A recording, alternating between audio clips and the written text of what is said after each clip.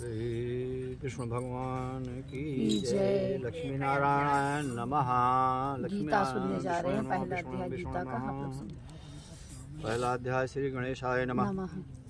श्री ओम नमो भगवते वासुदेवाय वासुदेवाय विश्वेश्वराय आदि पुरुष परंपार अलेख पुरुषाय नमः। जगत बंधु ज्योति स्वरूप जिय की जाननहार हरि यश मांगन आयो दास प्रभु के द्वार। श्री भगवान जी ने अर्जुन को जो गीता ज्ञान दिया सो मुझे मिले। हे भव भय भंजन श्री कृष्ण जी। श्री किशोर दास मांगता है। उधर बैठ जाओ, कुर्सी लगा के।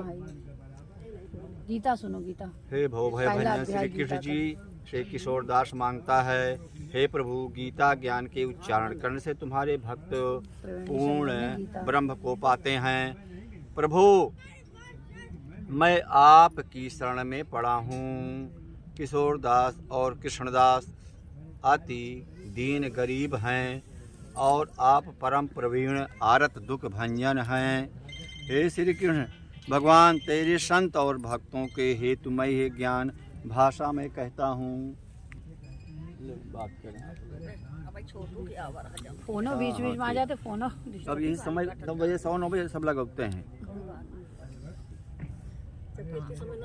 हेलो, पूजा पाठ में है तो केहू पास फोन नहीं कर रहे हैं किसी से, बस अपना पूजा पाठ में ही मैं घर। श्री गीता जी के ज्ञान की कथा प्रारंभ। पहला अध्याय। जब कौरव पांडव महाभारत के युद्ध को चले तब राजा धृतराष्ट्र ने कहा मैं भी युद्ध को देखने चलूंगा। तब व्यास जी ने कहा हे राजन नेत्र के बिना क्या देखोगे। राजा धृतराष्ट्र ने कहा देखूंगा नहीं तो श्रवण तो करूंगा। तब व्यास जी ने कहा हे राजन तेरा सारथी संजय जो कुछ महाभारत के युद्ध की लीला कुरुक्षेत्र में होगी सो यहाँ बैठे ही श्रवण करावेगा। व्यास जी के मुख से यह वचन सुन संजय ने विनती करी, हे प्रभु यहाँ हस्तिनापुर में बैठे कुरुक्षेत्र की लीला कैसे जानूंगा तथा राजा को किस भांति कहूँगा। तब व्यास जी ने संजय को यह वचन कहा, हे संजय मेरी कृपा से तुझे यहाँ ही सब दिखाई देगा। व्यास जी के इतना कहते ही संजय की दृष्टि दिव्य हो गई और बुद्धि भी दिव्य हो गई। अब आगे महाभारत का कौतिक कहते हैं सो सुनो। 7 अक्षौहिणी सेना पांडवों की और 11 अक्षौहिणी सेना कौरवों की, यह दोनों सेनाएं कुरुक्षेत्र में जब एकत्र हुई तब धृतराष्ट्र ने पूछा, हे संजय धर्म क्षेत्र कुरुक्षेत्र में युद्ध की इच्छा से एकत्र हुए मेरे और पांडु के पुत्रों ने क्या किया। संजय ने कहा पांडवों की सेना को व्यूहित देखकर दुर्योधन आचार्य द्रोण के समीप जाकर कहने लगे, हे आचार्य देखिए आपके शिष्य बुद्धिमान द्रुपद पुत्र ने पांडवों की बड़ी सेना की कैसी व्यूह रचना की है।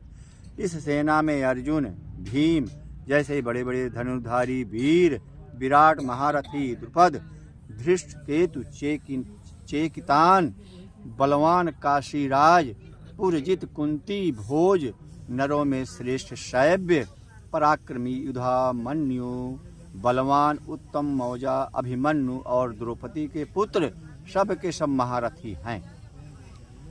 हे ब्राह्मण श्रेष्ठ आपके स्मरणार्थ अब मैं अपनी सेना के प्रधान सेनापतियों के नाम बताता हूँ। आप भीष्म, कर्ण, युद्ध विजयी, कृपाचार्य, अश्वत्थामा, विकर्ण, सोमदत्त का पुत्र भूरिश्रवा और बहुत से शूरवीर मेरे लिए प्राण तक देने के लिए तैयार हैं। ये लोग शस्त्र चलाने में अति निपुण हैं। हमारी सेना को जिसके भीष्म रक्षक हैं अपरिमित बल है और उनकी सेना जिसके भीम रक्षक हैं थोड़ा बल है। अब आप सब अपने अपने मोर्चों पर सावधान रहकर सेनापति की रक्षा कीजिए। भीष्म पितामह ने दुर्योधन को प्रसन्न करते हुए और ऊंचे स्वर से गरजते हुए शंख बजाया।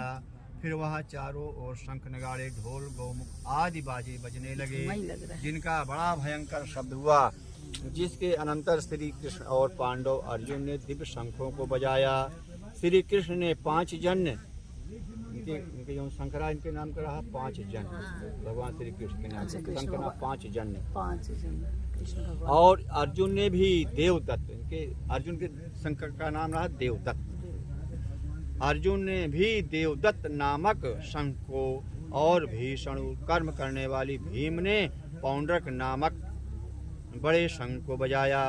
कुंती पुत्र राजा युधिष्ठिर ने अनंत विजय, नकुल ने सुघोष, सहदेव ने मणिपुष्पक और धनुर्धर काशीराज शिखंडी, धृष्टद्युम्न विराट अपराजित, सात्यकी, राजा द्रुपद और द्रौपदी के 5 पुत्र और महाबाहु अभिमन्यु, इन सब वीरों ने अपने अपने शंखों को बजाया। उन शंखों के भारी शब्द से आकाश और पृथ्वी गूंज उठे और धृतराष्ट्र के पुत्रों के हृदय कांप उठे।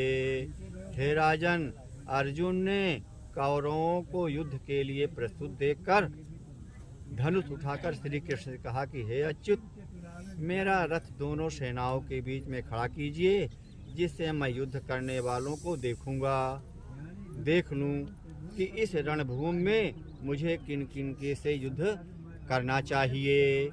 दुर्बुद्धि दुर्योधन से प्रीति करने वाले जो युद्ध के लिए यहाँ एकत्रित हुए हैं, उनको देखूंगा। संजय ने कहा, हे राजन, अर्जुन की बात सुनकर श्री कृष्ण ने भीष्म, द्रोण आदि वीरों के सामने उत्तम रथ को खड़ा करके कहा कि हे वीर, युद्ध के लिए उद्यत इन कौरवों को देख लो। अर्जुन ने चाचा, बाबा, गुरु, मामा, भाई, पुत्र, पौत्र, मित्र, ससुर और स्वजनों को शस्त्रों से सुसज्जित खड़े देखा। उसने इन दोनों सेनाओं में अपने ही सब बांधवों को देखकर परम दयाद्र हुए यह वचन कहे, हे कृष्ण जी, युद्ध की इच्छा से आए हुए इन अपने बंधुओं को देख मेरे अंग ढीले होते जा रहे हैं और मुख सूखा जा रहा है। मेरा शरीर बेकल होता है, गांडीव हाथ से गिरा जाता है। हे केशव, मुझ में यहाँ खड़े रहने की सामर्थ्य नहीं है और सब लक्षण मैं उल्टे देख रहा हूँ, और संग्राम में अपने स्वजनों का वध करके कोई लाभ नहीं होगा। हे कृष्ण, मैं जीत, राज्य और सुख भी नहीं चाहता। हे प्रभु, हमको राज्य, भोग तथा जीवन से क्या काम है, क्योंकि जिनके लिए राज्य, भोग और सुख की इच्छा की जाती है, वे सब इस युद्ध में प्राण और धन की इच्छा छोड़ मरने को तैयार हैं। और आचार्य, पिता, पुत्र, पितामह, माता, ससुर, पौत्र, साले और संबंधी, ये सब मुझे मारे तो भी हे मधुसूदन, मैं इन्हें मारने की इच्छा नहीं करूँगा। हे जनार्दन, त्रिलोकी के राज्य के लिए भी मैं इन्हें मारना नहीं चाहता। फिर इस पृथ्वी के राज्य के लिए तो कहना ही क्या है। हे जनार्दन, धृतराष्ट्र के पुत्रों को मारकर हमारा क्या भला होगा, इसलिए अपने भाई धृतराष्ट्र के पुत्रों को मारना अनुचित है। हे माधव, स्वजनों को मारकर क्या हम सुखी हो सकते हैं? ये सब लोभ के वशीभूत हैं और कुल के नाश करने तथा मित्र द्रोह करने में पाप को नहीं देखते। कुलनाश के दोष को जानते हुए भी हमको इस पातक से क्यों नहीं दूर रहना चाहिए। कुल का नाश होने से कुल के प्राचीन धर्म नष्ट हो जाते हैं, फिर धर्म नाश होने से कुल में पाप बढ़ता है। हे कृष्ण, पाप से कुल की स्त्रियां व्यभिचारिणी हो जाती हैं, जिससे वर्ण संकर संतान उत्पन्न होती है। गोह वर्ण संकर जिन पुरुषों ने कुल को नष्ट किया है, उनको तथा कुल को नरक में पहुंचाते हैं, क्योंकि श्राद्ध, तर्पण आदि बंद हो जाते हैं। वर्ण संकर बनाने वाले दोषों से कुल ध्वंसकों के जाति धर्म और कुल धर्म निरंतर नाश हो जाते हैं।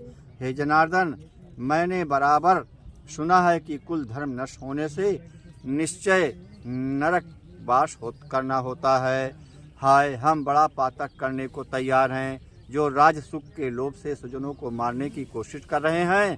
शस्त्रों को धारण किए हुए धृतराष्ट्र के पुत्र यदि मुझे शस्त्र रहित और उपायहीन हो को रणभूमि में वध कर डालें तो मेरा बहुत कल्याण होगा। संजय ने कहा, हे राजन, यह कहकर दुखित होकर अर्जुन ने धनुष बाण फेंक दिया और रथ के पिछले भाग में जा बैठा। श्रीमद्भागवत सीता ब्रह्म सुब्रह्मण्य योग शास्त्रे श्री कृष्ण अर्जुन संवादे विषाद योगी नाम प्रथमोध्याय। इसका महत्व सुन लीजिए, एक पेश बताइए। पहले अध्याय का महात्म। एक समय पार्वती ने पूछा, हे महादेव जी, किस ज्ञान के बल से आपका संसार के लोगों को शिव कहते हैं और पूछते हैं? मृगछाला ओढ़े, अंगों में शमशानों की विभूत लगाए, गले में सर्प और मुंडों की माला पहने हुए, इनमें तो कोई पवित्र नहीं है। फिर आप किस ज्ञान से पवित्र हो, वो आप कृपा करके बताइए।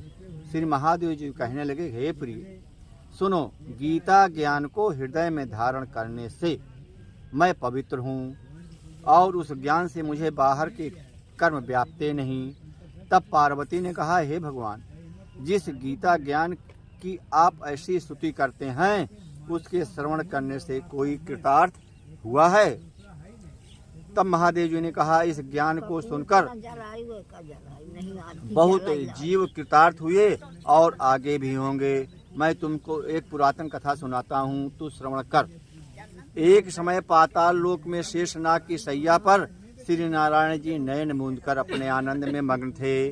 उस समय भगवान के चरण दबाती हुई श्री लक्ष्मी जी ने पूछा, हे प्रभु, निद्रा और आलस उन पुरुषों को व्यापता है जो जीव तामसी हैं। फिर आप तो तीनों गुणों से अतीत हैं। आप जो नेत्र मूंद रहे हो, यह मुझको बड़ा आश्चर्य है। इसके महात्मा है। श्री नारायण जी बोले, हे लक्ष्मी जी, मुझको निद्रा आलस नहीं व्यापती। एक शब्द रूप जो भगवत गीता है, उसमें जो ज्ञान है, उसके आनंद में मग्न रहता हूँ। जैसे 24 अवतार मेरे आकार रूप हैं, तैसे ही यह गीता शब्द भी मेरा अवतार है। इस गीता में यह अंग है। 5 अध्याय मेरा मुख है, 5 अध्याय मेरी भुजा है, 11वां अध्याय मेरा हृदय है और मन है, 16वां अध्याय मेरा उदर है, 17वां अध्याय मेरी जंघा है, 18वां अध्याय मेरा चरण है।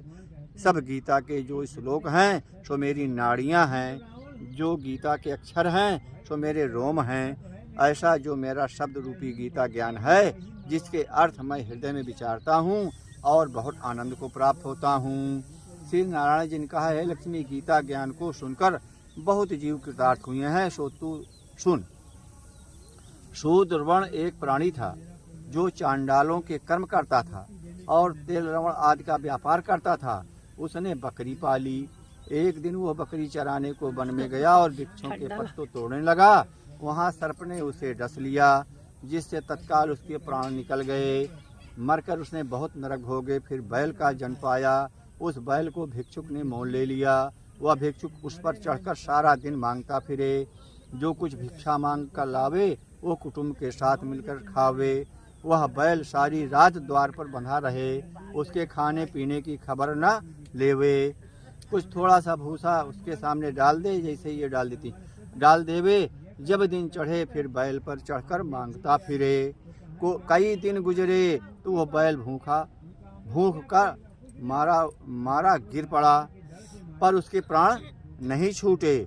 नगर के लोग देखा करें, कोई तीर्थ का फल दे, कोई व्रत का फल दे, पर उसे बैल के प्राण नहीं छूटे।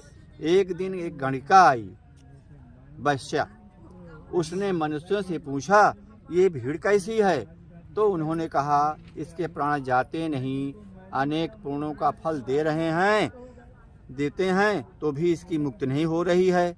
तब गणिका ने कहा, मैंने जो किया है उसका फल इस बैल को के निमित्त मैं देती हूँ। इतना कहते ही बैल की मुक्ति हो गई। तब बैल ने एक ब्राह्मण के घर में जन्म लिया। पिता ने इसका नाम सुशर्मा रखा। जब बड़ा हुआ तो पिता ने इसको पढ़ाया। तब उसको पिछले जन्म की सुध रही थी। उसने एक दिन मन में विचार किया, जिस गणिका ने मुझे बैल की यून से छुड़ाया था, उसका दर्शन करूं। विप्र चलता चलता गणिका के घर गया और कहा, तू मुझे पहचानती है? गणिका ने कहा, मैं नहीं पहचानती, तू कौन है? मेरी कौन है, मेरी तेरी क्या पहचान है, तू विप्र और मैं वैश्या। तब विप्र ने कहा, मैं वही बैल हूँ जिसको तुमने अपना पुण्य दिया था। तब मैं बैल की यून से छूटा था, अब मैंने विप्र के घर में जन्म लिया है, तू अपना वो पुण्य बता। गणिका ने कहा, मैंने अपने जाने कोई पुण्य नहीं किया, पर मेरे घर एक तोता है, वो कुछ पढ़ता है, मैं उसके वाक्य सुनती हूँ। उस पुण्य का फल मैंने तेरे निमित्त दिया था। तब विप्र ने तोते से पूछा कि तू सवेरे क्या पढ़ता है। तोते ने कहा, मैं पिछले जन्म में विप्र का पुत्र था, पिता ने मुझे गीता के पहले अध्याय का पाठ सिखलाया था।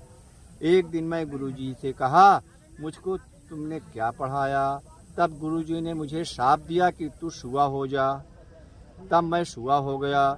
एक दिन फंदक मुझे पकड़ ले गया, एक विप्र ने मुझे मोल ले लिया। वो विप्र भी अपने पुत्र की गीता का पाठ सिखाता था, तब मैंने भी वह पाठ सीख लिया। एक दिन विप्र के घर चोर घुसे, उनको धन प्राप्त न हुआ तो पिंजड़ा उठा ले गए जिसमें रहता था वो। उन चोरों की यह गणिका मित्र थी, मुझे इसके पास ले गए आए। सो मैं नित्य गीता जी के पहले अध्याय का पाठ करता हूँ, वही यह गणिका सुनती है, पर इस गणिका की समझ में कुछ आता नहीं है। जो मैं पढ़ता हूँ वही पुण्य तेरे निमित्त दे दिया। सो हे लक्ष्मी, गणिका ने भी भले काम ग्रहण किए हों, गणिका ने भी भले काम ग्रहण किए हों। नित्य प्रति स्नान करे और गीता जी के पहले अध्याय का पाठ करे, इससे उसकी मुक्ति हुई। श्री नारायण जी ने कहा, लक्ष्मी जी, जो कोई अजान कर भी गीता का पाठ करे या श्रवण करे उसको भी मुक्ति मिलेगी। पहला अध्याय समाप्त हुआ। श्री विष्णु भगवान की जय। गीता जी का भी पहला अध्याय आप लोगों ने सुना है। अगर नहीं पढ़ सकते हो तो आप लोग सुनिए। और माघ महात्म्य अब हम लोग आरती करने जा रहे हैं, ये वीडियो में डाउनलोड करूंगी, अपलोड करूंगी, आप लोग जरूर सुनिए। जय माता दी। प्रयागराज की जय। मैं प्रयागराज त्रिवेणी में, ये देखो।